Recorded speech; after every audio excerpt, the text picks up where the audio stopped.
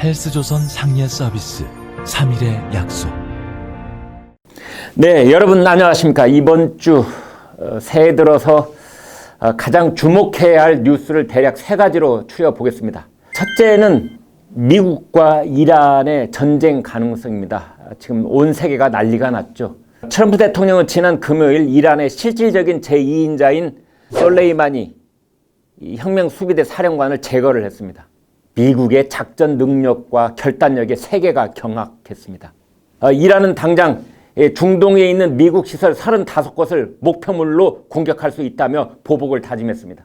트럼프 대통령은 이란의 52개 시설을 이미 공격 목표로 조준해왔다고 했습니다. 여기서 우리나라는 두 가지를 고려해야 합니다. 먼저 이란에 대한 미국의 참수 작전의 성공은 앞으로 북한 김정은의 행동에 중대한 영향을 끼칠 것입니다. 북한은 대미 전략을 크게 수정하지 않을 수 없을 것입니다.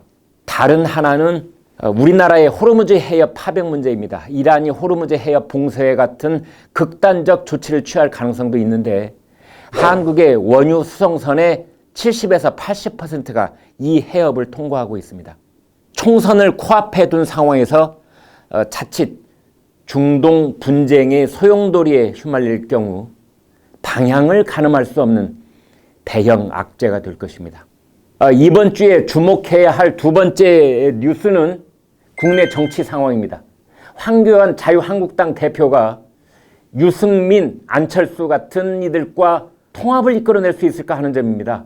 이 총선을 100일 앞둔 상황에서 보수 진영은 한국당, 바른미래당, 새로운 보수당, 우리공화당, 이현주 신당, 이정현 신당, 전광훈 목사가 지지하는 기독자유당, 정의와 전 국회의장이 이끄는 새 한국의 비전, 이렇게 무려 7, 8곳으로 나뉘어져 있습니다.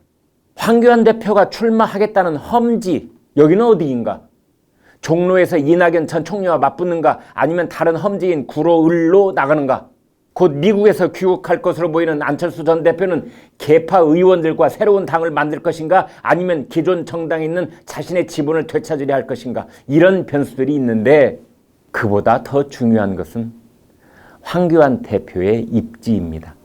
홍준표 전 대표를 비롯한 몇몇 당내 중진들은 황 대표에게 모든 것을 내려놓고 통합 비대위를 구성하라며 압박이고, 반면에 김진태 의원 같은 이는 황 대표를 중심으로 똘똘 뭉쳐서 총선에서 꼭 이겨야 한다면서 맞서 있습니다. 이제 시간이 없습니다. 황 대표는 보수 빅텐트의 기둥 역할을 해야만 하는가? 아니, 할 수 있을 것인가? 국민 여론은 어느 쪽인가? 네, 이번 주 셋째 중요 뉴스는 추미애 윤석열의 충돌이 초읽기에 들어갔다는 점입니다. 추미애 법무장관이 이번 주 검찰 고위간부 인사를 할 것으로 알려져 검찰 내부는 폭풍 전야입니다. 검찰청법에 따라서 법무장관은 인사에서 검찰총장의 의견을 듣도록 돼 있고 추 장관과 윤 총장도 만나게 되겠지만 그것은 명분 쌓기일 뿐 사실상 대대적인 물갈이 인사가 있을 것으로 보입니다. 신문들의 용어가 잠옷 살벌합니다.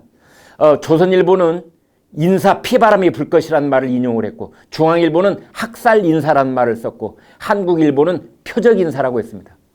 여기서 우리가 눈여겨보고 끝까지 지켜봐야 할 사람들이 있습니다. 이른바 윤석열 검찰총장의 오른팔 왼팔, 즉 윤석열 사단으로 불리는 검찰 간부들입니다. 일목요연하게 보여드리겠습니다. 청와대 울산시장 선거 개입 의혹 수사를 이끌어온 박찬호 대검 공공수사부장, 신봉수 서울중앙지검 2차장, 그리고 조국 전 법무장관 일가 비리를 수사해온 한동훈 대검 반부패 강력부장, 송경호 서울중앙지검 3차장, 이런 사건들을 총괄 지휘해온 배성범 서울중앙지검장, 그리고 유재수 감찰 무마 사건을 수사해온 조남관 서울동부지검장, 홍승욱 차장검사, 이정섭 형사 6부장, 이렇게 8사람입니다. 이들이 어떻게 되는지 국민들이 관심을 갖고 지켜봐야 합니다. 다시 말씀드립니다. 박찬호, 신봉수, 한동훈, 송경호, 배성범, 조남관, 홍승욱, 이정섭, 지금 현재 살아있는 권력을 수사해온 윤석열 사단 검찰 간부가 어떻게 되는지 놓치지 말고 지켜봐야 합니다. 법무부는 이들 중 일부를 승진시키면서 윤 총장의 수사 지휘를 차단하는 꼼수를 쓸 수도 있습니다. 한 검사장 출신 변호사는 이들을 전부 발령낸다면 지금 진행 중인 수사는 사실상 끝이라고 봐야 한다고 했습니다.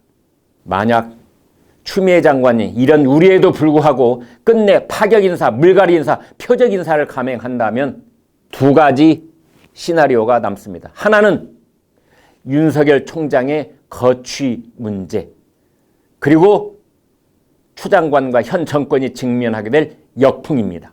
역풍이란 검찰 인사가 검란으로 이어지면서 국민 여론이 급격하게 한쪽으로 쏠릴 수 있다는 뜻입니다.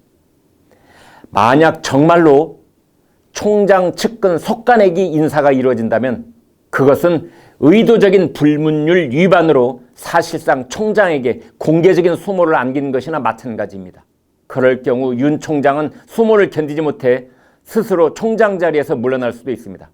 이것이야말로 추 장관과 정권이 노리고 있는 윤 총장에 대한 자진 사퇴 유도설이라는 것입니다. 그러나 윤석열 검찰총장이 사퇴하는 지경이 이르면 사태가 거기서 끝날 것이라고 보는 국민은 한 사람도 없을 것입니다.